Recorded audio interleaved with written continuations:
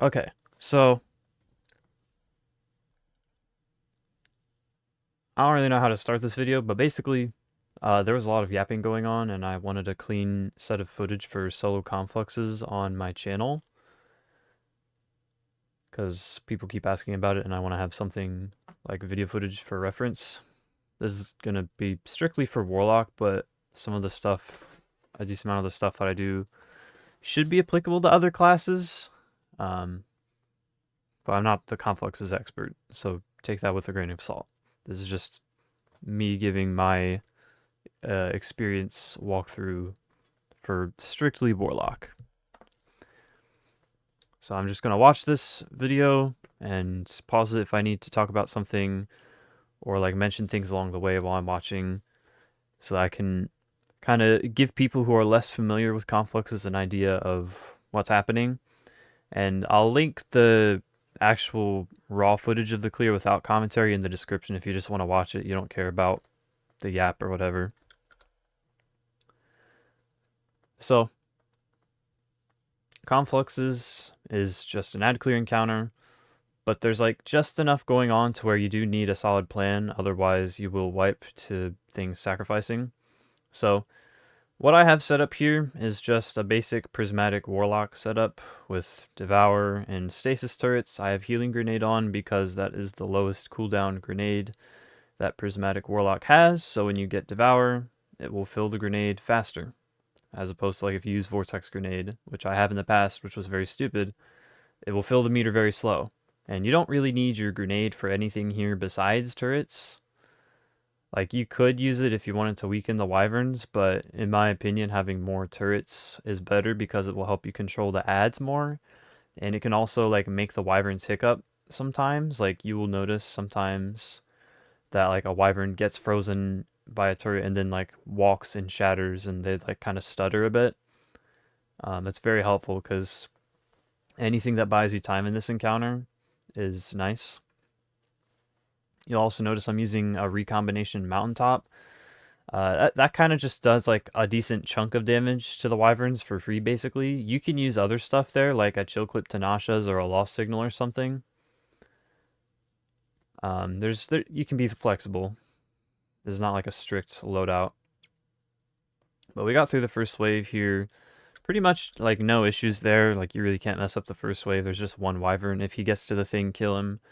He might not get to the thing sometimes, depending on how distracted he gets with you or like where you're standing. I like to stand up in this little spot because it gives you line of sight on all three sides that you've probably seen as the video's been playing. For the first Legion wave, only one Minotaur spawns in the middle, like one overload. I switch to my Tanashas in case I want to stun him with that, but if you're on Prismatic Warlock, you can just activate your Transcendence here and use your grenade to stun him, and that's fine. You can just use whatever weapons you had on. You don't have to switch. I just like to switch because I prefer to shoot him down with Tanashas than to just shoot mountaintops at him. That's just me. Um, when it comes to the Legions phase, I like to pop Transcendence as early as I possibly can into the phase because when you get more kills while you're transcending, it keeps like topping off the meter. Um, and the decay rate, grows over time. You want to pop it early because you're going to be extending it for a while. And as you see here, like the confluxes are back, but I'm still in Transcendence. But because I popped it early, it'll be earlier into this second like main wave of the encounter that I lose Transcendence and I can go back to throwing turrets because you can't use your Transcendence grenades to throw turrets. You want to be able to throw turrets as much as possible. So this is wave 2, which is where you start having to actually like kind of put some thought into what you're doing.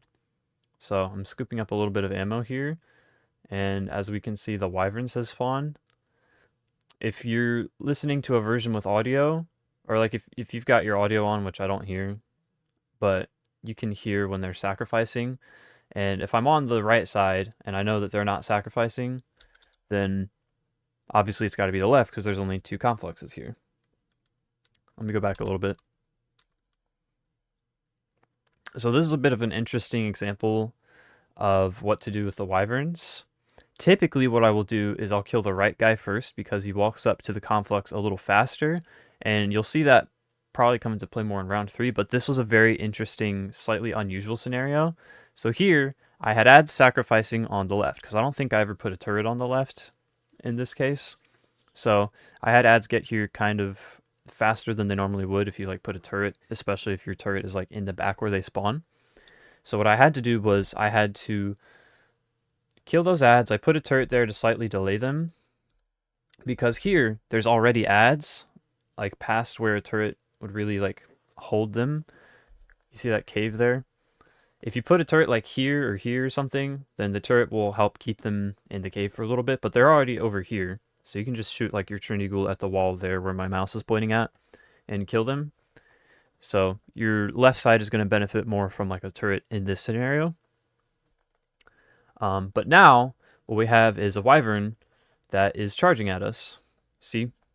So instead of going to sacrifice, he got really interested in us. Started his jump and dive bomb thing. So this is going to take him away from the conflux before he starts sacrificing.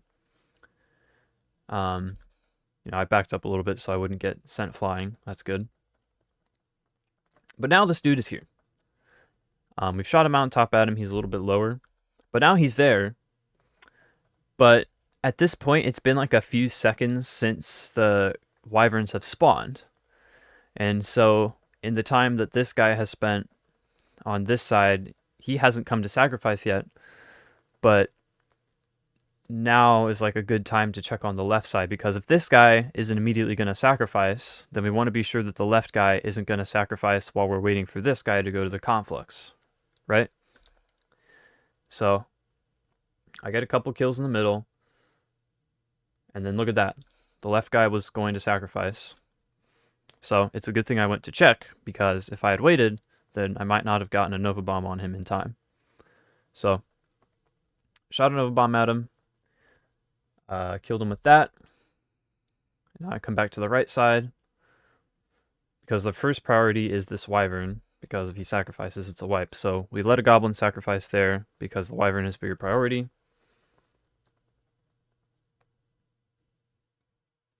And now everything is clear. Threw a turret on the left. Now we just go back to business as usual. But because I was kind of jumping between the sides a bit, I don't have as good like line of sight on the whole like room as I do from this spot. So I want to try to get back to this spot and get back some control of the room, make sure I've got control. But yeah, now it's just kind of business as usual until wyverns spawn again.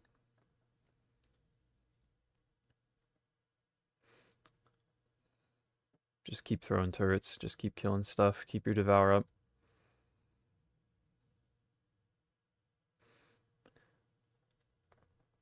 Most of the time on round 2, you're going to see what happened there, which was only like one set of wyverns was able to really attempt to sacrifice. And then by the time other wyverns would have gotten to sacrifice, this round is just done. So we get a second wave of legions. So I switch back to Tanashas again. That's not entirely necessary. It's just up to you. I use it because chill clip for the overloads. I didn't pop Transcendence super early here. I'm not sure if I pop it at all, actually. Looks like I just... Maybe I pop it now, I don't know. Okay, so this is one where I don't pop Transcendence. You don't need it. The thing that I like about Transcendence, and the reason that I would pop it most of the time, is to get infinite needles, because Radiant Needles are nice to make your Trinity Ghoul do more damage. Since the Harpies here are orange bars, one Lightning Rod shot isn't just going to kill them straight up. So getting Radiant and like weakening one with a needle in a group, you can essentially just get like a couple of Lightning Rod activations and then deal with them that way. This isn't a very good example of that. I did it more in the first wave.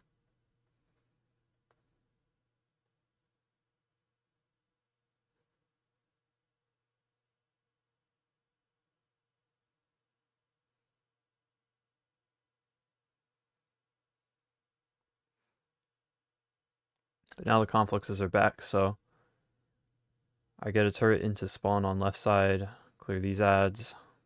Looks like the Wyverns are spawning. Now I get some orbs from the middle with powerful attraction, and I make sure I'm topped off on ammo, because there's usually a lot of ammo in the middle. And now I just kind of hang around here and clear the sides to the best of my ability until a Wyvern is sacrificing, and then I get to that. The weapon I'm using here is a Cascade Bait and Switch Chill Inhibitor. There's like other weapon options you can use. I just like it because you can burst them down quickly, which is especially helpful in certain like scary situations. Like if you really need one to go down fast for whatever reason.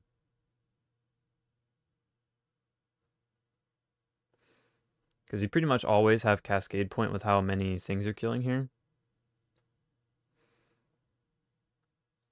So it's not like you have to go out of your way to activate it. So let me go back like a little bit and break down what just happened.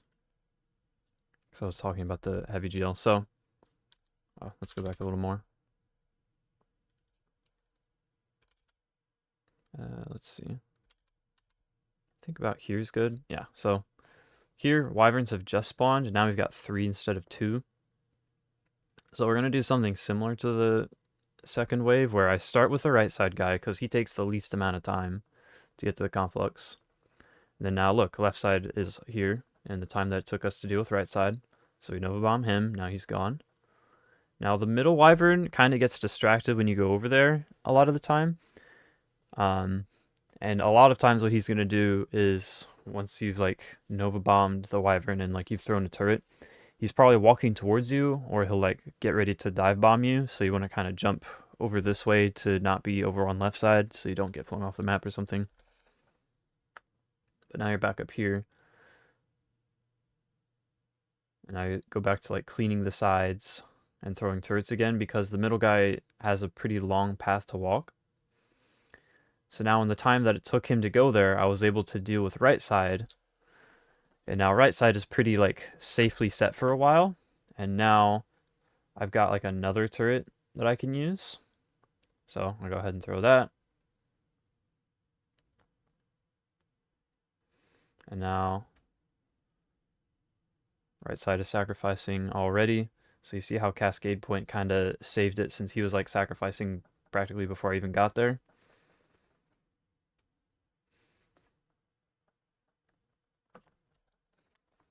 And now that's like basically the last spooky part of Conflux is done, that third wave.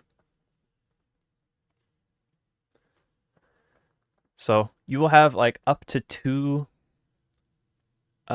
Wyverns sacrificing if you wait long enough and kill them the optimal way, which is what I did here in the third round. Sometimes, I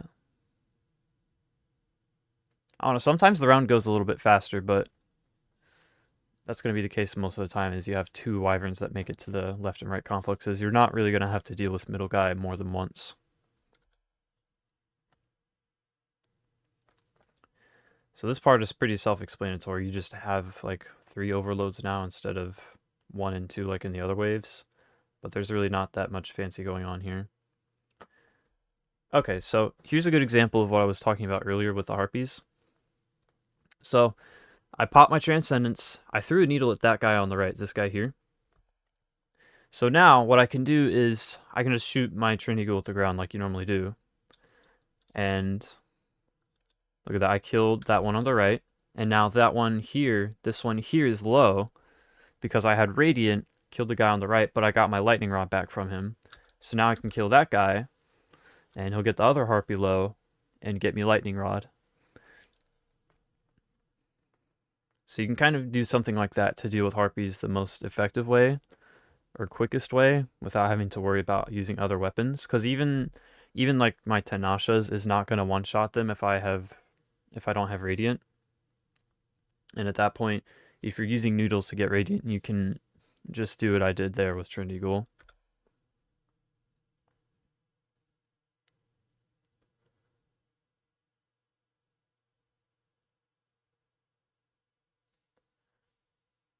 Now, one other thing I should mention while this plays out is the exotic that I'm using is Skull of Dire Ahamkar, which just gives you extra super energy for Nova Bomb if you're getting weapon kills while you have Devour.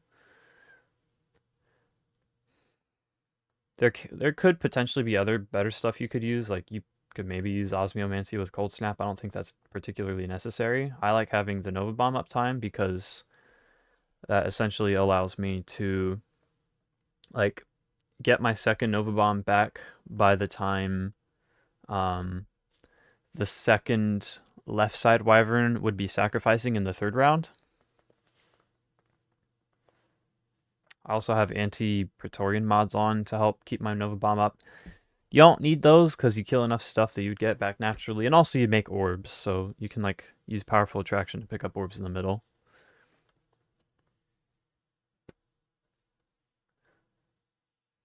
But yeah, that is the tactics of Confluxes. You'll see here I did the challenge because at no point did I ever kill a Wyvern besides when it was sacrificing to a Conflux during the main rounds. So hopefully this kind of answers any questions people might have about like how they should be doing solo confluxes or why are they wiping. This is how you want to play it. Again, this is more of a Warlock like specific setup, but you can do confluxes on any class. It's just the build you might use would be a little different. I'm not as familiar with the other classes. That's all I got. I will leave a link to the non-commentary version of this in the description.